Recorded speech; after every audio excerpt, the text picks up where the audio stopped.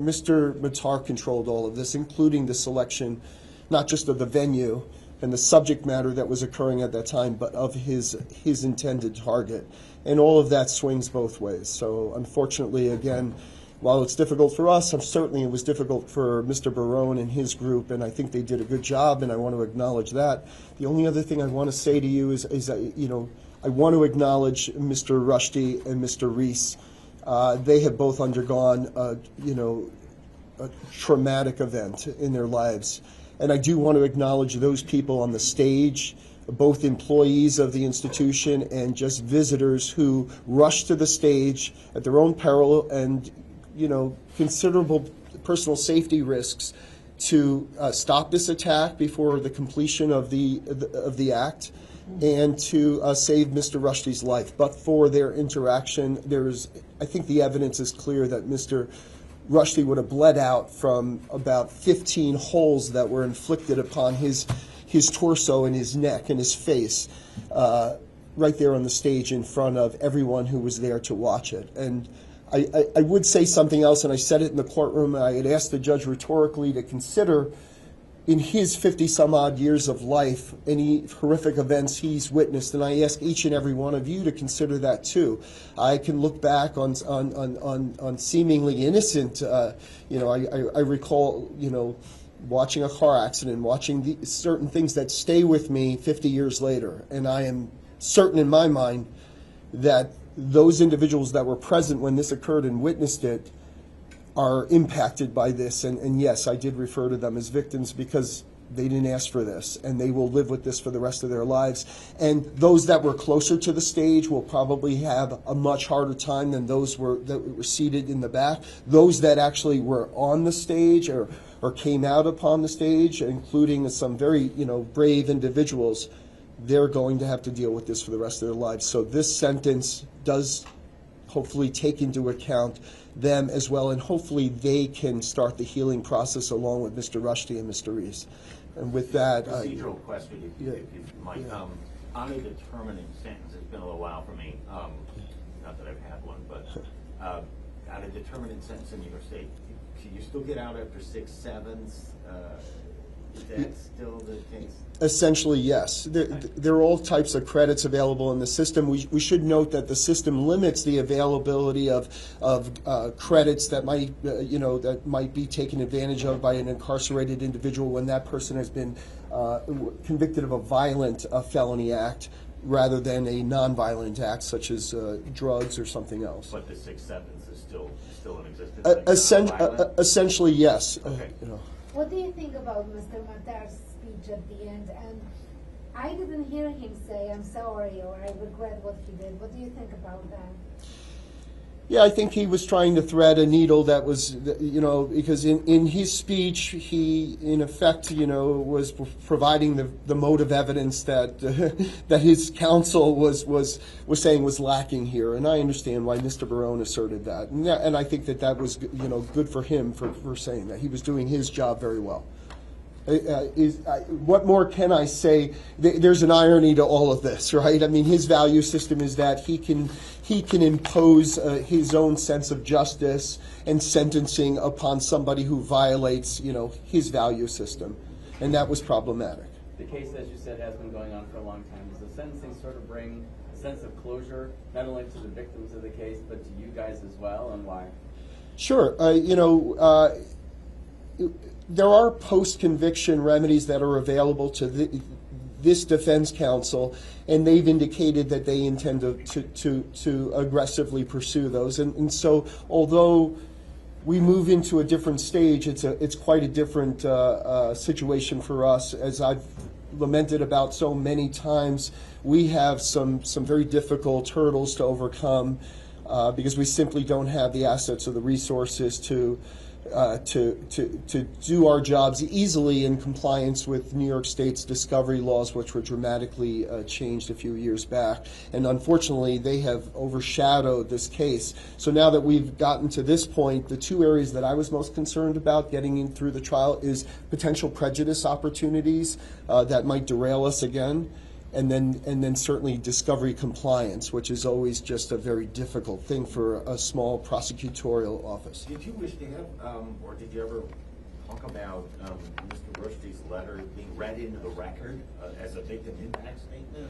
Well, Thoughts on why it wasn't? Well, when you say read into the record, it is part of the record. The record will include whatever's stated in the courtroom and also any written submissions that are filed in connection with the action. So Mr. Rushdie's statement is included in the pre-sentence investigation report. But why didn't I? I'm sorry? But that's not part of the public record, right? Well, it's not part of the public record because by statute, the pre-sentence investigation report is a sealed document. Right. However, it is part of the record of this proceeding, which will travel with Mr. Matar as he goes into the system. Now, I could have read into the record, Yes. and I thought about it, and I actually didn't anticipate the lengthy conversation, which I thought was a good conversation, a healthy conversation between Mr. Barone and Judge Foley. I was trying to get past some of the more obvious and self-evident points. Obviously we have two individuals that are in their mid to late 70s who were stabbed. Mr. Rushdie was stabbed about 15 times, and Mr. Reese was injured himself. So I could have gotten into Mr. Rushdie's letter as he described the trauma, that he had undergone. I would say that essentially most of what he conveyed was reflected in his courtroom testimony, but in the courtroom testimony he was obviously precluded because it's irrelevant from getting into the post-traumatic stress that he has endured since then. Well, what do you have to say, if you don't mind? What I would essentially say is he's going to he's traumatized, that he has nightmares about what he experienced.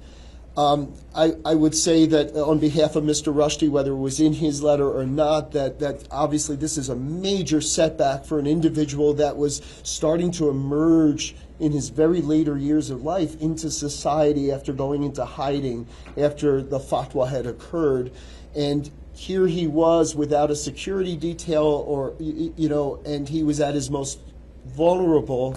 And this is when he was attacked, and unfortunately, this sets him back. What are we talking about? The fatwa issued in 1989, so about, 40 years? So it sets him back quite a bit, and it's unfortunate. This is not a way to go into the later years of your life. Anything else? Otherwise, I appreciate. Yeah, I appreciate it. Are you involved at all in the federal case or no? I'm sorry. What Are about you involved in the federal charges? No. Jason, could you just, for the record, just break down what the sentence for us today on both charges? Yeah, so the attempted murder in the second-degree conviction, which is in New York State is considered a Class B violent felony. I think the minimum offhand, if you have no criminal record whatsoever, is somewhere in the neighborhood of 5 years, and together with some parole time afterwards. The maximum is 25 years with 5 years of post-release supervision or parole, and that was what the judge had sentenced Mr. Matar to. On the assault second conviction, which is a Class D violent felony, the maximum is 7 years plus, I think, 3.5 or 3 years of post-release supervision. And in that situation, Mr. Matar was sentenced to that as well. Then there was the issue of whether those sentences could be run concurrent or consecutive to one another, and the law is pretty clear that because all of this arose from essentially one transaction or one event, that it has to, by statute, run concurrently, and so those two sentences have merged into one concurrent sentence of 25 plus 5. Is there a message to the community at all who is, here in Chautauqua County that's been watching over these past almost 3 years, that's kind of endured this trial as well?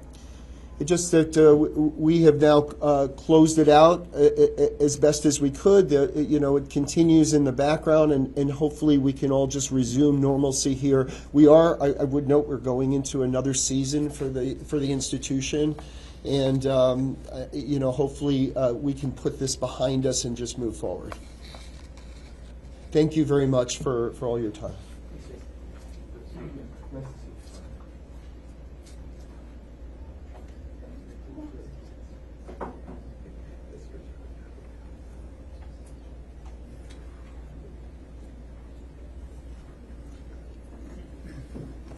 Well, I figured I'd hang around and hear what Mr. Schmidt had to say and just briefly meet with all of you, and thanks for being here today. The one thing I did want to address very briefly is what we intend on doing at this point regarding the convictions and the sentencing. So in New York State, subsequent to any conviction, or either by trial or by plea, and after that individual's been sentenced, the defense can, and in this case we will, file what's referred to as a notice of appeal. The notice of appeal has to be filed within 30 days of the date of sentencing. We intend on filing that probably today, because we're all set to go. It's a very brief document, only a couple pages long, and that's filed with the New York State Appellate Division, 4th Department, which is based in Rochester, New York. So that'll be taken care of, and then what we'll do is pursue that particular appeal and address a number of different issues which we believe the defense are certainly arguable or should be looked at by the appellate division. And just to refresh your memory on appeals, there's no new evidence, there's no new arguments made on trial, any trial arguments made, but what you have the opportunity to do is get a complete transcript of everything that was said in that courtroom from beginning to end today. And you get the transcript and you file it with the appellate division along with your brief or your argument, arguing why either something went wrong during trial or a decision was made by the court that we believe was wrong, or something the district attorney did that was wrong. In any regard, we're going to pursue that vigorously and make sure that that gets filed. In regard to the federal charges, I represent Mr. Matar federally in the Western District of New York. Actually, that particular case is, we're filing some pretrial motions within the next week to 2 weeks, requesting certain suppression hearings, addressing a number of different issues. And the volume of discovery is massive in that because, of course, it involves not only activity here in this particular country, but also involves the interviewing of witnesses and certain information that may or may not have occurred outside the country. So there's a number of different federal agencies, local agencies, and so it's a very complex situation. And the nature of the charges, of course, is very different than what was filed here in this county. So there's still a number of things that are pending and still going on. And that's one of the tight ropes you have to walk as defense counsel, is what occurs between those two cases. And you just have to be very conscious of the difficulties we still have ahead of us. But at this point, we didn't, quite frankly, I mean, you always hope. I tell every client, you can't ever give up hope, no matter what it is. If you don't have hope, you don't have anything. And so certainly that's something that I honestly believed in when we took this case, and when I addressed the court today, what I discussed with the court was from the heart. And quite frankly, we had an uphill battle from the very beginning.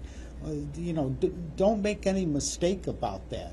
You look for a level playing field. That's all you can ask for. But unfortunately, it doesn't happen. And if anyone thinks that it does, I disagree. It doesn't. I mean, there are a number of different things. When you look back at jury selection, I don't even think there was a Muslim in the jury pool. Are you kidding me?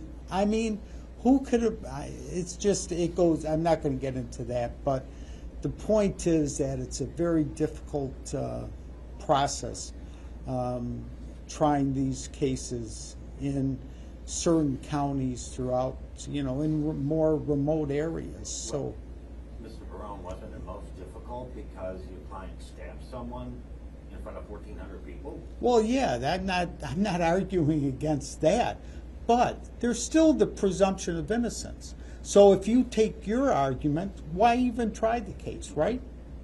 I'm just saying that Well, had to no, be the the- most difficult hurdle, wouldn't it not be? Oh, You of course would it want is. eyes on this one. Of course it is. We discussed that from the very beginning. We discussed it from the very beginning. But then when you add to that mixture the federal charges, then there's other issues that have to be considered. You brought up in court today assaults against your client. Yes. Is part of that due to the notoriety that he's now gained? I really don't know. It's something we saw in the PSI. We're investigating it. At least initially, we've learned that, and again, I can't say this for sure, but initially we don't believe so, but that's something that we're taking a look at. Were you listening when the DA was saying he kind of thought they didn't bring, you had made motions not to bring in motivational evidence, and then they didn't, and you kind of threw that back in his face today? Well, the reason why it was raised today was really based on what Mr. Schmidt had argued when he gave his statement to the court and made reference about certain things he was asking the court to take into consideration when considering what an appropriate sentence would be. And that's when he talked about, the reasons why he came here. And, some of that, the things that may or may not have occurred prior to him showing up at Chautauqua. So that's really the reason why I threw that back in his face today, because if you think back to the time of the trial, there was no testimony or evidence submitted as to motive. And even preparation, quite frankly. And I, like anything else, you can't get around the fact that obviously he was living in New Jersey and they had admitted certain things regarding his driver's license and other information. But yes, so I just didn't want the court making using the court's speculation as to why he showed up here or what his reasons were for what he did. You seemed most impassioned when they tried to suggest that there weren't just two victims, there were 1,400 who were traumatized, and your point being, whether that's true or not, you never had any evidence of that. No, I mean there was absolutely nothing, and then to raise that on the day of sentencing, I think is inappropriate. It's improper, and quite frankly, there's nothing to base that on. I mean, that's pure speculation. There was no reference to any of those particular victims, no evidence or even reference to the district attorney's office interviewing those people, talking to them, medical records, psychiatric records, emotional record, any of that. So where's the trauma, that's at least in my opinion, way out of line. So. Now, just back to a couple of basic things. How surprised were you by the sentence, your reaction to that, and given the federal charge, does this really provide a sense of closure for you in your office, or you just move on to the next phase? I just move on to the next phase. But I will tell you, I don't know. This is kind of a tough answer. You take a lot of cases, and from the beginning, you've got your work cut out for you. And that probably things are going to be very difficult. But it shouldn't deter any criminal defense attorney from taking a case. How you handle the case, it could be something entirely different. But when we got the sentence today, I was hoping for the best, expecting the worst.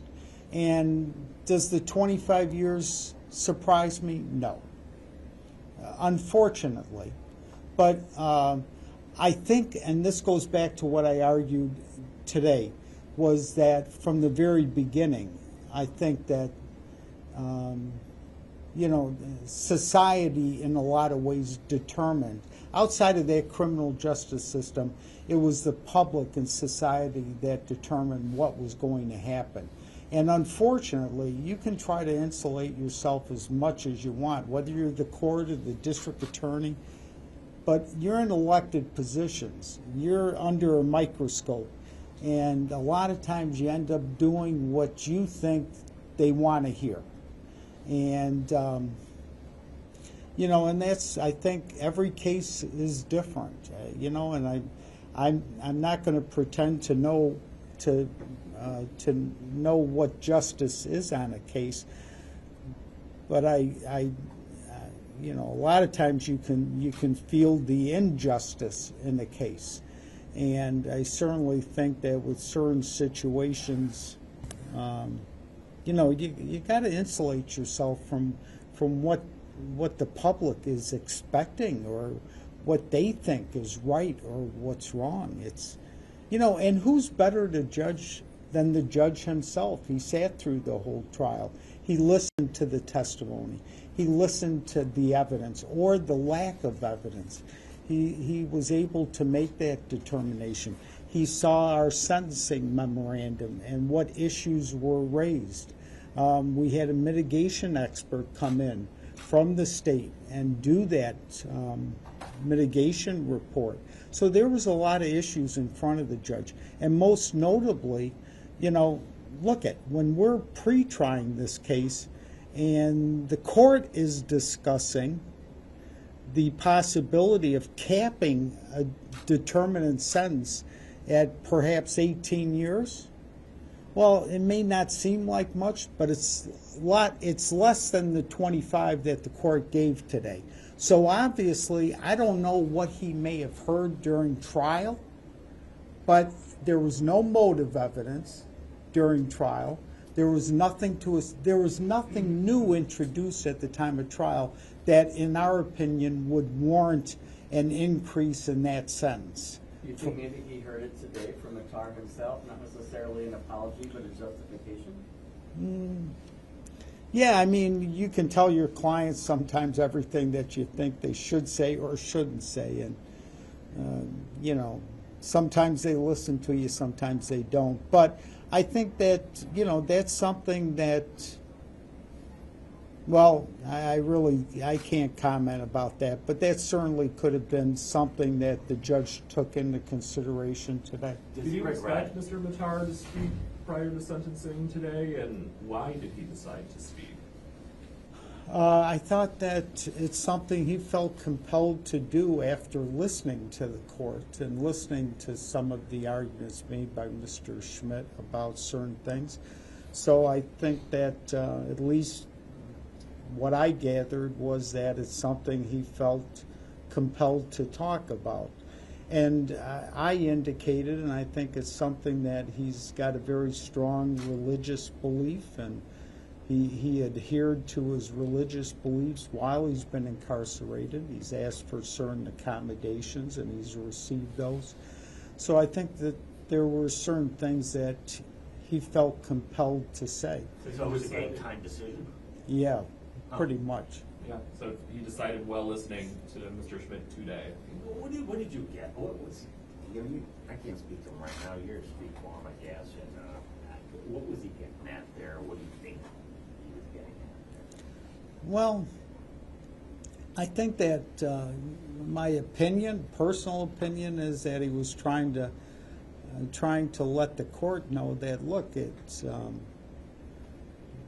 this was he felt very strongly about his Muslim religion, number one, that it's something that's extremely important to him, and I don't doubt that. But secondly, I think that it's something, you know, he may have taken a look at different authors or different individuals talking about the freedoms of expression or the freedom of religion and what certain groups practice or don't practice, and then getting into the issue about Mr. Rushdie and what he considered his actions being, and that's disrespectful.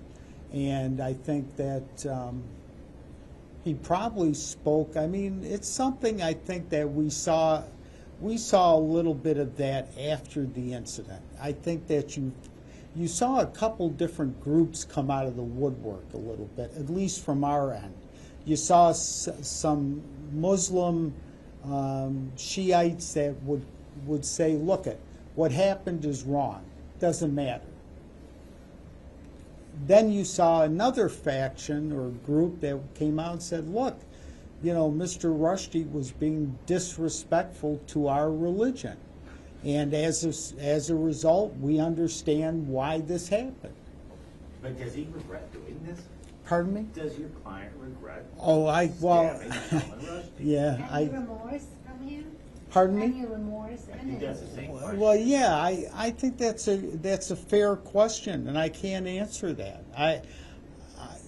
Look, personally, I've never had any issues with Mr. Matar from the very beginning, and we've had a great relationship. We've discussed a lot of different things, and I know if he had the opportunity, he would not be sitting where he's sitting today, and if he could change things, he would. So all I can tell you is that I think that, you know, unfortunately, people make bad decisions, and it's something that certainly they regret or they're remorseful about, but they may have a difficult time expressing that for whatever reasons, you know, and I can't tell you why or why not, but I can't tell you that. I wish I could. Now, do you have a timeline for the federal charges? Yeah, I just got a scheduling order. I think we have to have everything filed in a couple weeks, and the U.S. Attorney has approximately 30 days to respond, which brings us into January. I think we have a court appearance sometime in July to talk about the hearings that will be necessary and going from there. When do you picture going to trial? You'd probably be looking at sometime next year. Maybe the end of this year, maybe.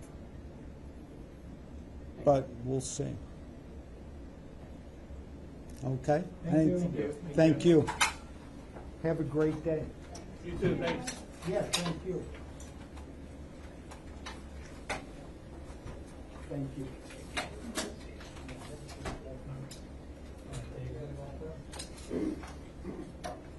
No one else out there, right? Oh, no. Just unless you want me to. Yeah. No, Get a little Sorry, Jeff. all right.